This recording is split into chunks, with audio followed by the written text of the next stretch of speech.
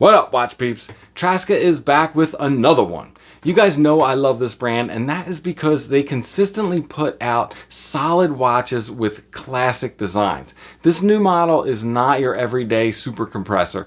They've managed to fuse that with a more compact sport watch design and have produced something that feels totally new. And that's not easy to do in the world of watches. So let's take a look. I'm Pete, and we are Chillin' with Watches.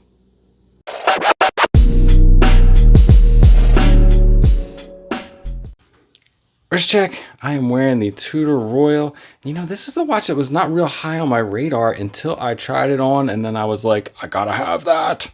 And kind of the same thing happened to me with this guy here from Traska. You guys know I love Traska. I just think they are a solid brand. They always put out a good product, and there's no exception here. I really like this case they come in here.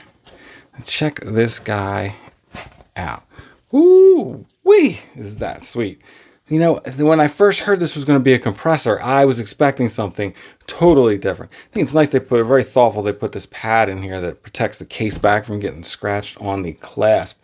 So yeah, like I was saying, I expected something totally different. I'm thinking super compressor dive style, but this is a 38.5 millimeter, much more like a sport watch to me.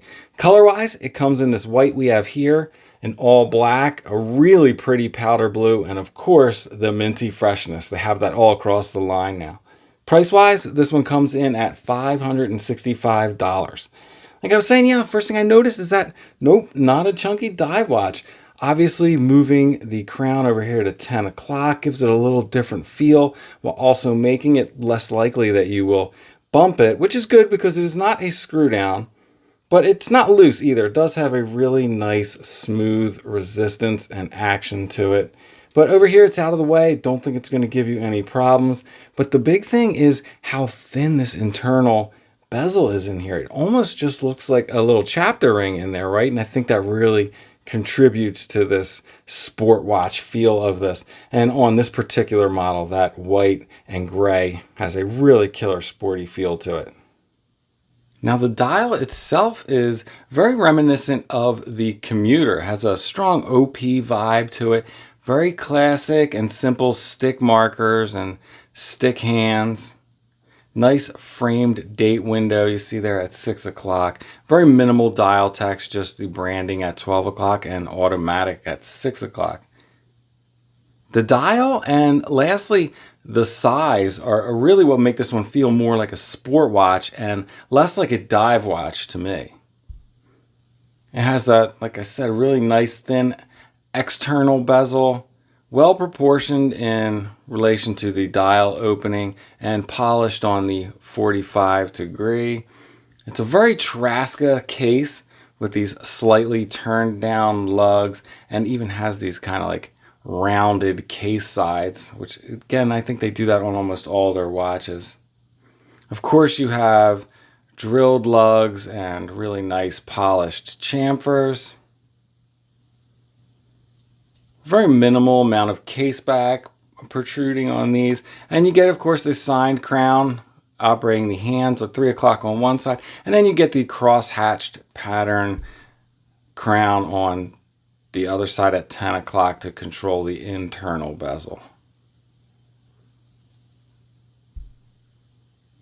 Really nice taper to the lugs going in this direction as well, leading down to a 20 millimeter lug width. And this watch is just perfection from here on out. You have these solid female end links. You have a 4 millimeter taper from 20 down to 16, fully articulating links with really nice thick screws for easy sizing. You get a milled out clasp with a perlage finish, a simple but unobtrusive 2-button sign clasp with, again, beautiful polished chamfers. And this whole package is covered with this scratch resistant coating that is the real deal. I've seen it hold up to some abuse. All right, let's throw this sucker on a Timegrapher and see how it's running. So as always, I'll preface this by saying this is a prototype. I don't know how accurate this is, but I gave it about 15 turns on the crown, and accuracy wise it's doing fantastic. +3, +4, amplitude at 243, and that might get higher if I fully wound the thing. Relatively minimal beat error at 0.4. Altogether, I wouldn't be upset by this performance at all. Accuracy wise, it is crushing. Going over the dimensions, we are looking at a 38.5mm case. It has a 46 even millimeter lug to lug, and including this, I think it's like a slightly domed box sapphire crystal, we are looking at 11.9 millimeters thick. And as mentioned, it has 20 millimeter lugs. Going over some of the other specs, like I just mentioned, we have a sapphire crystal. It uses BGW9 lume on both the hands and the dial, and it is running a Miyota 9019 movement, which I think is basically the 9015 with a 6 o'clock date. And this guy has 150 meters of water resistance. And on the bracelet sized for my 7¼ inch wrist, we are looking at 125 grams. Speaking of which, let's see how it wears on wrist. And here is how it wears on my 7¼ inch wrist. As you can see, it is a great size for a sport watch. It is not a large, like kind of chunky diver. It is very much in that sport watch vein the way it wears here. I think it's a fantastic wear, man. This was one of the things that really drove me to go ahead and pre-order one for myself. I love the way it wears. Let's check it out side by side, some other watches.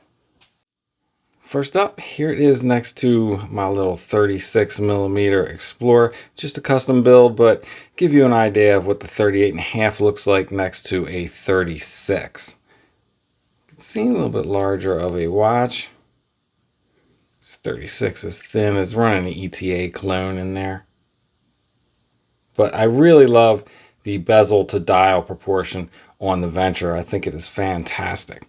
All right, moving up a little bit to a 38mm. Might as well look at the Royal here since we have it out.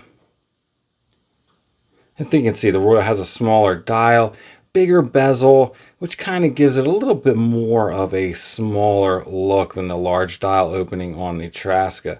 But all in all, they are pretty close in size. Now let's go up a little bit more to the 39mm Seiko Field Watch. I think these two are really close as far as appearance goes and, you know, size goes here. A 0.5 millimeter larger on the Seiko, but that dial to bezel ratio is kind of similar, and they really appear to be similar looking and feeling watches as far as size goes. All right, lastly, let's check out that BGW9. Keep the loom. And check that out. You know, with BGW9, you get that cool blue glow. And it's never quite as bright as C3. So BGW9 is not my favorite, but I think it looks pretty cool here. It's a really nice application of it, as well as that we can see like how it's loomed in the bezel, as well as on the dial and hands. I think that is pretty cool. And those of you who like that modern blue glow of the BGW9 will really like this one. There you go, the new Traska Venturer. Once I had this baby in hand, I had to have one. I pre-ordered the all black for me. I think the size is a sweet spot. The design feels like something new, and I think it's going to make a great, comfortable, everyday watch. All right, before I let you guys go, sneaker check. I'm wearing my Jordan 1 lows, and that's it. I'm out. If it's not too much trouble, please like, subscribe, and come back next time. Peace.